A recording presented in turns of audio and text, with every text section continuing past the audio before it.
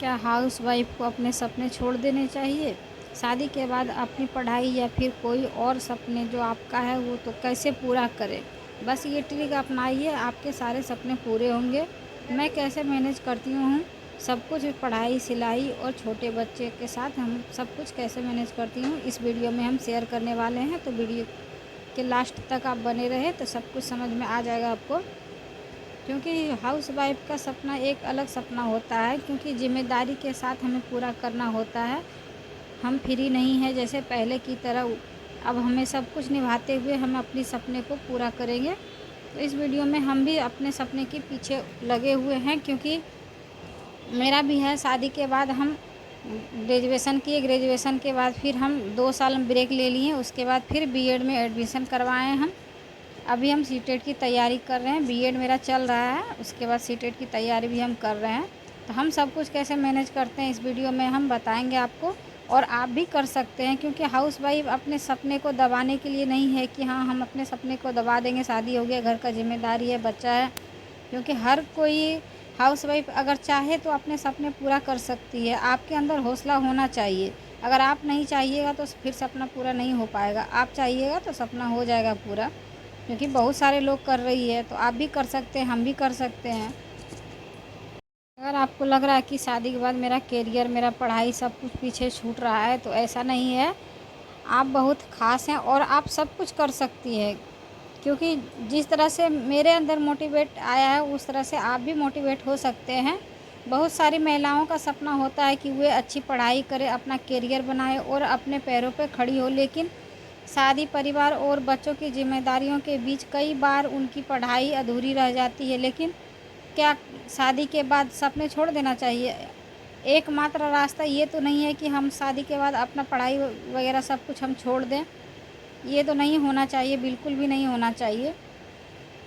हम भी एक हाउस वाइफ हैं और अपनी पढ़ाई को जारी रखने की पूरी कोशिश कर रहे हैं। अगर लग गया, अगर कोई चीज़ में अगर हमें जॉब लग गया तो ठीक है, अगर नहीं लग पाया तो मेरे पास मेरे नॉलेज तो होगा मेरे पास कि हाँ हम ये चीज़ किए हुए हैं, उस चीज़ का अनुभव होगा। तो इससे डरना नहीं चाहिए आदमी को कि हाँ हम ये नहीं कर पाएंगे, लोग क्या बोलेंगे। लोग क्या बोलने दीजिए, उससे हमें फ़र्क नहीं पड़ना चाहिए, क्योंकि हम अपने लिए कर रहे हैं। तो यहाँ पे हम ये देख सकते हैं, ये है यूथ पब्लिकेशन का है, सीटेट का बुक है। इसमें सारा मिला हुआ है, सारा सब्जेक्ट इसमें है। तो मेरा है हिंदी ऑनर्स है, तो हम उस हिसाब से हम इसमें पढ़ाई करते हैं।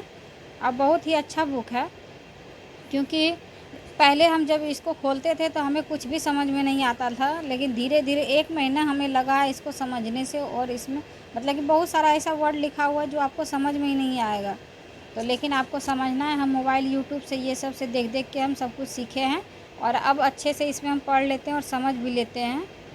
यहाँ पे देख सकते हैं, ये है बाल विकास का है, हिंदी का है। तो हम यहाँ पे ये वाला पढ़ेंगे। सारा में हम टिक लगा के रखे हुए हैं, क्योंकि जो भी हम पढ़ते हैं हमें डायरेक्ट याद नहीं रहता, लेकिन हम क्वेश्चन का ऑप्शन देख के हम बना लेते हैं। इस वजह से हम इस तरह से पढ़ाई कर रहे हैं। अगर उस तरह से पढ़ एकदम पूरा रटा हुआ याद हो जाए तो उस तरह से बहुत ज़्यादा पढ़ना पड़ेगा। यहाँ पे देख सकते हैं ये वाला यूपी टेट सी टेट का है सॉल्वेंट पेपर, लेकिन हम बिहार से हैं, लेकिन दोनों में मिक्स रहता है, तो इस वजह से कोई दिक्कत नहीं है। और यहाँ पे है मेरा सी टेट का बुक हिंदी का, सचिन सर का, जो कि आप लोग भी जानते होंगे, जो सी टेट की तैयारी करती है या फिर टीचिंग कोर्स का तैयारी करते हैं। सचिन सर आजकल बहुत बड़े हैं, उनको कौन नहीं जानता है, तो सब कोई जानता है। तो यहाँ पे ये सर का है, तो इसमें हम ये कॉपी है, इसमें थोड़ा बहुत नोट करते हैं। उसके बाद फिर बुक भी है सर का, तो उससे हम हिंदी का बढ़िया से पढ़ते हैं। इसमें पूरा डिटेल से बताया गया हुआ है कि बहुत अच्छे से समझ में आ जाएगा आपको। हाउस वाइफ के लिए पढ़ाई आसान नहीं होता है, लेकिन मुमकिन भी नहीं है कि हाँ एकदम नामुमकिन है, हम नहीं पढ़ सकते हैं। हम इससे सीख रहे हैं कि अगर हम दिन में 24 घंटे में सिर्फ 1 से 2 घंटे अगर अपने लिए निकाल लें तो हम अपनी पढ़ाई और अपने सपनों को आगे बढ़ा सकते हैं। सुबह जल्दी उठकर घर के काम ख़त्म करने के बाद या फिर रात में थोड़ा अगर समय मिलता है तो निकाल कर हम अपनी पढ़ाई जारी रख सकते हैं। आज तो ऑनलाइन कोर्स, ओपन यूनिवर्सिटी और मोबाइल से पढ़ाई जैसे कि कई सुविधाएं उपलब्ध हो गया है। यूट्यूब वगैरह से भी पढ़ सकते हैं। सचिन सर यूट्यूब पे फ्री पढ़ाते हैं, तो उससे भी आप पढ़ सकते हैं। शादी के बाद पढ़ाई पूरी करने के लिए सबसे ज़रूरी है कि हौसला होना चाहिए कि हाँ, हमें ये करना है तो हम ये करेंगे। चाहे जैसे भी परिस्थिति जो भी रहे, हमें उसके अंदर पढ़ना है। हम हाउसवाइफ़ टाइम मैनेजमेंट करके नहीं पढ़ सकते हैं। जब भी हमें टाइम मिले उस टाइम हमें पढ़ना है, क्योंकि अगर हम टाइम को देखते रहेंगे तो हम नहीं पढ़ पाएँगे, क्योंकि उस तरह मेरे पास टाइम नहीं रहता है। इस वजह से हमको जब टाइम मिलता है तो हम पढ़ लेते हैं। चाहे आधे घंटे पढ़े, 10 मिनट पढ़े या 1 घंटे पढ़े, जब टाइम मिलता है हमको तो उस टाइम हम पढ़ लेते हैं। इस तरह से आप भी पढ़िए। ये नहीं कि हमें सुबह से 8 बजे से लेके 10 बजे हमें पढ़ना है, 12 बजे से लेके हमें 2 बजे पढ़ना है। इस तरह अगर कीजिएगा तो फिर नहीं पढ़ पाइए, क्योंकि घर में बहुत सारे काम होते हैं, उस सब को आपको देखते हुए पढ़ना होगा। जब आपके पास फ्री टाइम मिले आप पढ़ लीजिए। अगर आप पढ़ते रहिएगा तो आपके दिमाग में कुछ ना कुछ ज़रूर जाएगा। अपने लक्ष्य को एकदम स्पष्ट रखें कि हमें क्या करना है, क्या नहीं, कौन-सा चीज़ हम करें जिससे कि मेरा लक्ष्य रहे कि हाँ, हमें यही करना है। तो उसके लिए हम टीचर के लिए अप्लाई करेंगे। उसके लिए हम बीएड कर रहे हैं, बीएड के बाद सीटेट करेंगे, फिर फॉर्म फिलअप करेंगे। अगर जो होगा देखा जाएगा, उससे हमें डरना नहीं है, हमको आगे बढ़ना है। बस हम अपने सपने के साथ में आगे बढ़ेंगे। और यहाँ पे हम सिलाई वगैरह भी करते हैं, क्योंकि अभी तो है मेरे पास कोई काम नहीं है, इस वजह से हम सिलाई वगैरह भी घर में हम करते हैं। का सारा काम ख़त्म करने के बाद हम सिलाई करने के लिए आ जाते हैं। यहाँ पे कटिंग वगैरह कर लेते हैं। अगर टाइम बचता है तो हम फिर यहाँ पे भी पढ़ाई कर लेते हैं। उसके बाद फिर घर में भी थोड़ा बहुत पढ़ लेते हैं। रात में टाइम बचता है तो फिर रात में भी थोड़ा बहुत पढ़ते हैं। जब हमको टाइम मिलता है हम उस हिसाब से हम पढ़ते हैं। इसमें हम कोई भी रूटीन वगैरह हम शेयर नहीं कर सकते हैं, क्योंकि हमें अपनी मर्ज़ी से जब भी टाइम मिलता है हम उस तरह से हम पढ़ते हैं।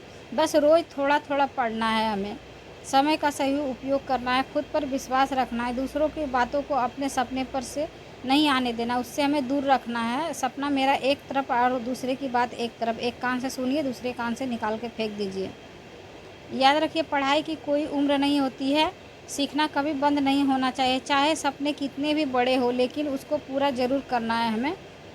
इसलिए अगर आपकी पढ़ाई अधूरी रह गई है तो आज ही एक छोटा सा कदम उठाइए, अपनी किताब फिर से खोलिए, अपने सपनों को फिर से जगाइए और खुद से कहिए कि हम हाउसवाइफ है लेकिन मेरे सपने अभी भी ज़िंदा हैं। मैं अपनी पढ़ाई पूरी करूँगी और अपनी पहचान बनाऊँगी, क्योंकि शादी के बाद आपके सपनों का अंत नहीं होता है, बल्कि नए तरीके से पूरा करने की शुरुआत कीजिए। हर लड़की इस तरह से अगर चाहे तो अपना सपना पूरा कर सकती है। बहाने हमें नहीं बनाना है, क्योंकि बहाना हम किससे बनाएंगे, दूसरे से हमें बहाना थोड़ी ना बनाना है। हमको खुद करना है और हमें खुद निकालना है, क्योंकि अगर आदमी चाहे तो सब कुछ कर सकती है। हाउस वाइफ होके क्या हम नहीं कर सकते हैं, क्योंकि बहुत सारे टाइम बच जाता है। खाना वगैरह बनाने के बाद भी टाइम बच जाता है।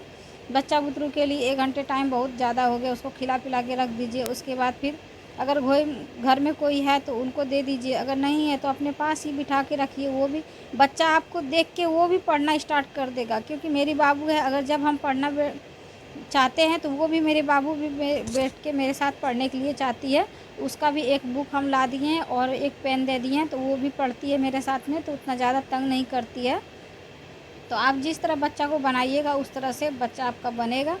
तो अगर आपको शुरू से देखते रहेगी कि मेरी मम्मी इतना मेहनत कर रही है, वो भी पढ़ाई करती है, तो बच्चा खुद ब खुद बैठ जाएगा पढ़ने के लिए। क्योंकि मेरा 12th हो गया था, उसके बाद मेरा शादी हुआ। उसके बाद फिर हम शादी के बाद ग्रेजुएशन किए हैं। 3 साल लगा है ग्रेजुएशन में। मानिए कि 4 साल बीच में लॉकडाउन लग गया था 2020 में, तो मेरा कंप्लीट नहीं हो पाया था। तो 21 में मेरा था कंप्लीट होने का, तो 22 में जाके हुआ।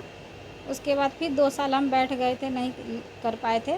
उसके बाद फिर हम अभी स्टार्ट किए हैं, 25 में लिखवाए हैं, एडमिशन करवाएं बीएड में। तो 25 से 27 मेरा सेशन है। तो यहाँ पे अभी 26 में फर्स्ट ईयर है मेरा और 27 में कंप्लीट होगा। यहाँ पे इधर हम सीटेट की भी तैयारी हम कर रहे हैं। अगर हो सकता है तो हो जाएगा, सीटेट का एग्ज़ाम भी हम देंगे, लेकिन अभी फॉर्म फिलअप नहीं किए हैं। तो आप लोग भी तैयार रहिए अपने पढ़ाई को लेकर।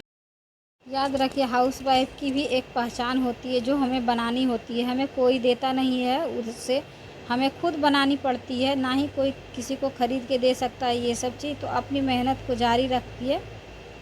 अगर हम कर सकते हैं तो आप भी कर सकते हैं, क्योंकि हर हाउसवाइफ एक ही होती है। तो एक हाउसवाइफ कर सकती है तो आप भी कर सकते हैं। तो अपने अंदर मोटिवेशन लाइए और हिम्मत लाइए कि हम भी कर सकते हैं, हम भी कुछ करेंगे और अपने पैर पे खड़ा होंगे। तो अगर आपको ये वीडियो अच्छा लगे तो प्लीज़ लाइक करें और चैनल को सब्सक्राइब करें। ऐसे ही मोटिवेशन वीडियो और सिलाई से जुड़ी रिलेटेड वीडियो के लिए मेरे चैनल को सब्सक्राइब करें, सपोर्ट करें। मिलते हैं एक और नए मोटिवेशन और सिलाई से रिलेटेड डेली ब्लॉग के साथ में।